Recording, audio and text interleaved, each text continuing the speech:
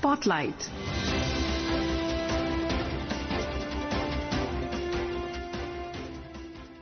This is Akashvani. In the program Spotlight, now we bring a discussion on 9 years of UDAN scheme, India's soaring aviation sector. The participants are Dr. Subhash Goyal, Chairman, Aviation and Tourism Committee, Indian Chamber of Commerce, and Anubha Rohatgi, Anchor. Launched on October 21st, 2016, the Regional Connectivity Scheme, Ude Desh Ka Aam Nagrik, or as it is commonly known, the UDAN scheme has completed 9 years. Dr. Subhash Goyal, Chairman, Aviation and Tourism Committee, Indian Chamber of Commerce, now joins me in Akashvani's Spotlight program to discuss the significance of the scheme and how it has made air travel affordable for the common citizen. Dr. Goyal, welcome to the program. Thank you very much. Dr. Goyal, before we start this discussion, I want to share with the listeners that the UDAN scheme was born out of a dream that Prime Minister Narendra Modi had, making the air travel affordable for common man. He shared this dream once again. Let's listen to what he had to say. 2014 में जब देश ने मुझे अवसर दिया तो मैंने कहा था कि मेरा सपना है कि हवाई चप्पल पहनने वाला भी हवाई सफर कर सके। इस सपने को पूरा करने के लिए बहुत जरूरी था कि देश में नए नए एयरपोर्ट बनाए जाए। साल 2014 में हमारे देश में सिर्फ 74 एयरपोर्ट थे। आज भारत में एयरपोर्ट की संख्या 160 को पार कर गई है। जब देश के छोटे छोटे शहरों में एयरपोर्ट बनते हैं तो वहां के लोगों को हवाई सफर के लिए विकल्प मिलने लगता है और इसमें भी पैसे की मुश्किल कम करने के लिए हमने उड़ान योजना शुरू की ताकि सस्ते में लोगों को हवाई जहाज का टिकट मिल पाए। उड़ान योजना की वजह से बीते दशक में लाखों लोगों ने पहली बार हवाई सफर किया है। Dr. Goyal, we just heard the Prime Minister talking about the UDAN scheme. So, to date, the UDAN scheme has facilitated over 1 crore 56 lakh passengers through 3,23,000 flights. How has it bridged the gap between Bharat and India and made the dream of affordable air travel a reality for the common man in less than a decade? See, earlier, India or Indian aviation was limited to the commercial hubs of all the states like Delhi, Mumbai, Madras, Chennai, Calcutta, Hyderabad, Bangalore. So some of the major cities. But a lot of areas in the northeast, in the central part of Madhya Pradesh, in Bihar were not connected. And with the result, those people had to suffer. Their produce used not be able to reach the markets on time and used to get spoiled. So the UDAN scheme has been a game changer. You see, this UDAN scheme, when it came into inception, the whole idea was that first Government of India had told the big players in the market that you have to go to the secondary cities. But it was not viable for them with big planes, and some of the airports were not capable of handling those planes. So government started the UDAN scheme, which was basically a viability gap funding scheme. For example, the direct operating cost between point A to point B is 10,000 rupees, but the fare they are charging is 8,000 rupees or 5,000 rupees. So whatever the difference is, the government was giving on the condition that they operate that route on a regular basis. So altogether, government had given about 1,100 operational licenses, out of which more than 50%, about 550 to 560 routes are already operational. And in all those remote areas, the economy has changed. For example, in the airports, you see you need security people, local people get jobs, you need air traffic controllers, you need loaders, you need porters, and to connect the airport to the hotel or to the city, you need transport services. Right. So a lot of new jobs are created. Initially, the UDAN scheme was launched with a 10-year vision to connect Tier 2 and Tier 3 cities. Now the government has decided to continue it beyond April 2027, and it will focus on connecting hilly, northeastern and aspirational regions. And the network will be extended to 120 new destinations. So how do you see this extension and why is it needed?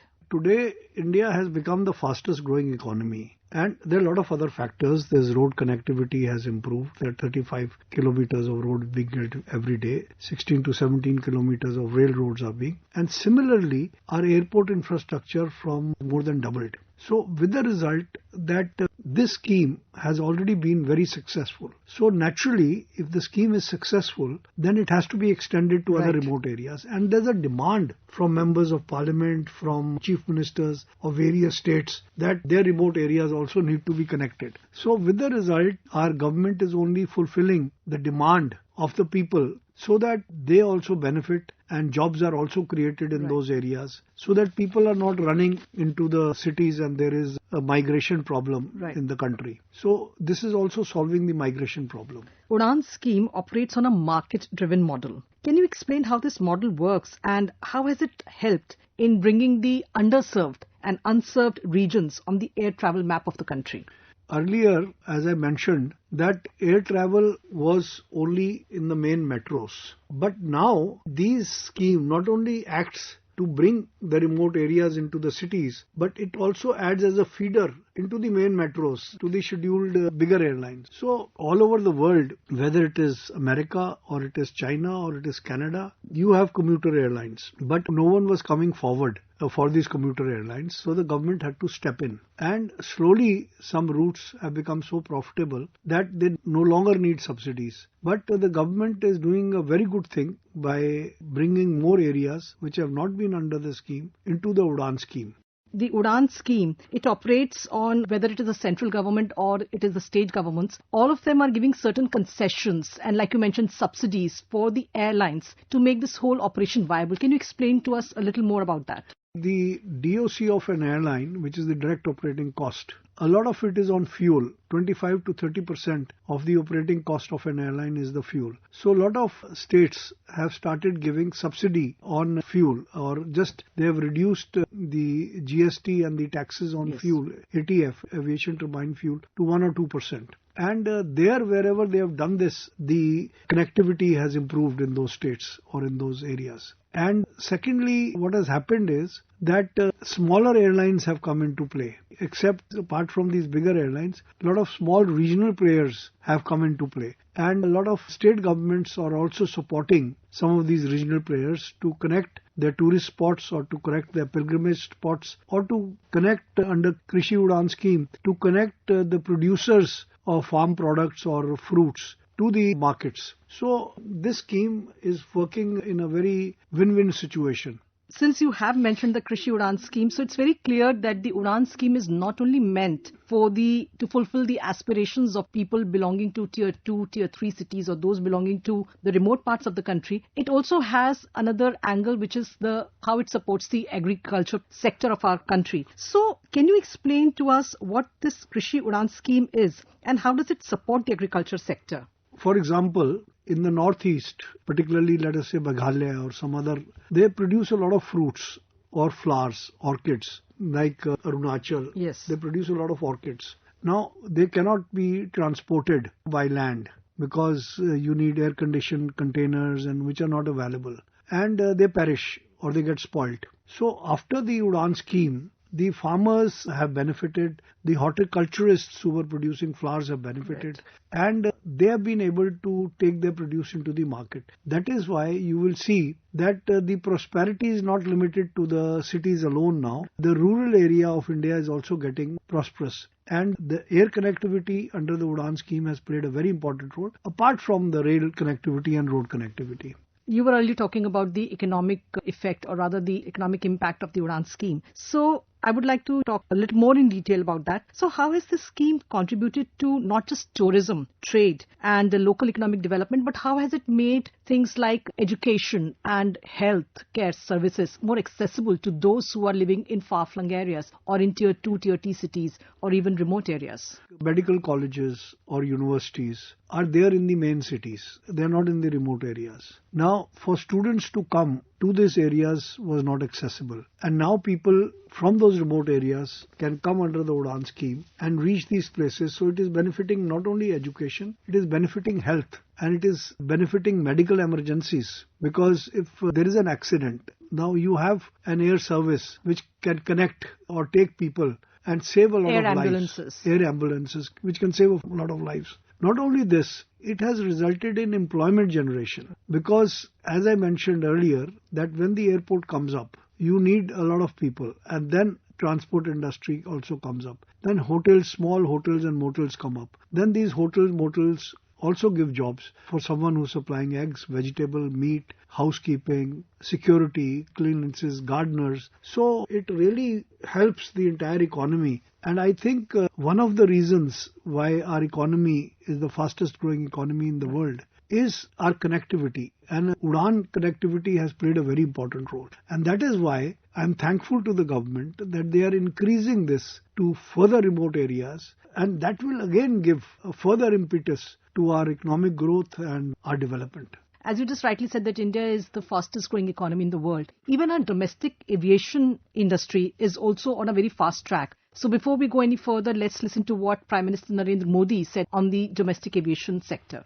हमारी उड़ान योजना की success Indian civil aviation का एक golden chapter है। इस योजना के तहत 15 मिलियन से ज्यादा यात्रियों को सस्ती एयर ट्रैवल की सुविधा मिली है। हमारी एयरलाइंस भी लगातार डबल डिजिट ग्रोथ हासिल कर रही है। भारत और विदेशी एयरलाइंस को मिलाकर हर साल करीब 24 करोड़ यात्री 240 मिलियन पैसेंजर्स हमारे यहां उड़ान भरते हैं और 2030 तक ये संख्या 50 करोड़ 500 मिलियन पैसेंजर तक पहुंचने की संभावना है। साथियों, ये केवल आंकड़े नहीं है, ये नए भारत के पोटेंशियल की एक झलक है और भारत अपने इस पोटेंशियल को मैक्सिमाइज करने के लिए फ्यूचरिस्टिक रोडमैप पर काम कर रहा है। आज भारत दुनिया का तीसरा सबसे बड़ा डोमेस्टिक एविएशन मार्केट है।